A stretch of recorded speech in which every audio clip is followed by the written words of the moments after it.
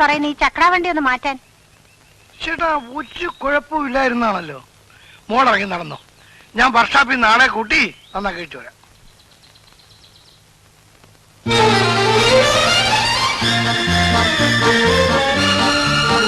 വിഷയം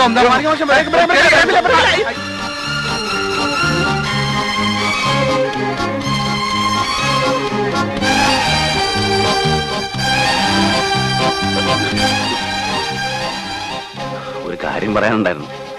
എങ്ങനെ പറയണോന്നറിയില്ല. സത്യം പറഞ്ഞാ പറയണോ പറയാമോ എന്ന് തന്നെ അറിയില്ല. എങ്ങനെ പറയാനാ? പറയാതിരുന്നാൽ എനിക്കിപ്പോ പറയാനും വയ്യ പറയാതിരിക്കാനും വയ്യ എന്ന കണ്ടീഷനാ. എന്താ വേണ്ടത്? പറയാം. എന്നോട് പൊതുവെ പെൺകുട്ടികൾക്ക് ദേഷ്യമാണെന്ന് കോളേജിൽ ഒരു ടോക്കുണ്ട്.